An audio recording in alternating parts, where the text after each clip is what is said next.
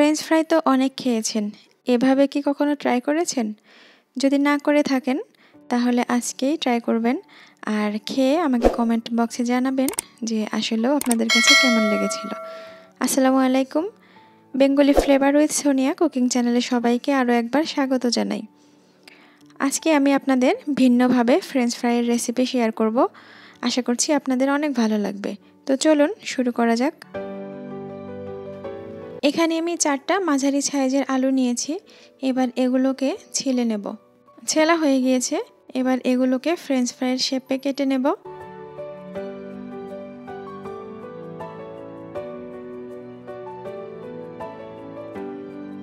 সবগুলো আলু আমি ফ্রেঞ্চ ফ্রাইয়ের শেপে কেটে নিয়েছি। এবার এগুলোকে জাস্ট নর্মাল পানি দিয়ে ধুয়ে নেব। এগুলোকে কিন্তু ভিজিয়ে রাখার কোনো দরকার নেই, জাস্ট ধুয়ে নিলেই হবে। এবারে চুলায় একটা হাঁড়ি বসিয়ে দিয়েছি আর এর মধ্যে খানিকটা পরিমাণ পানি দিয়ে নিলাম। আর এবারে আলুগুলো ধুয়ে নিয়ে জাস্ট 2 মিনিট মতন হাই হিটে সিদ্ধ করে নেব। সিদ্ধ না, জাস্ট 2 মিনিট জাল করে নিলেই হবে। আর এতে 1 চামচ লবণ দিয়ে দিয়েছি। 2 মিনিট পর আলুগুলোকে নামিয়ে নিয়ে জাস্ট এটাকে একটু ঠান্ডা হতে দেব।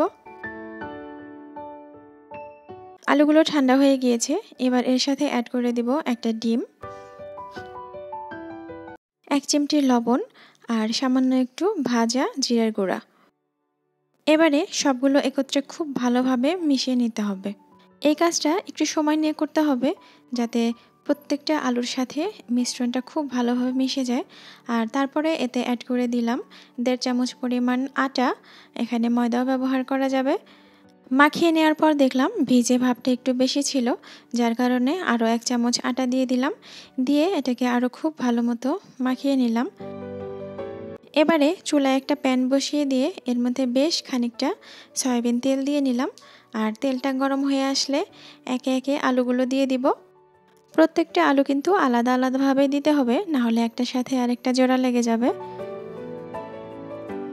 আর মাঝারি আঁচে জালটা রেখে এগুলোকে 5 থেকে 7 মিনিট মতন সময় নিয়ে এরকম ব্রাউন করে ভেজে নিলে হয়ে যাবে ফ্রেঞ্চ ফ্রাই।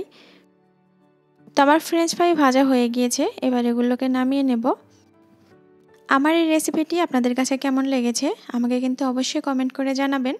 আর ভালো লেগে থাকলে অবশ্যই একটা লাইক দিতে ভুলবেন না। আর যারা এখনও আমার চ্যানেলটি সাবস্ক্রাইব করেননি, আমার চ্যানেলটি সাবস্ক্রাইব করে পাশেই থাকবেন। আল্লাহ হাফেজ।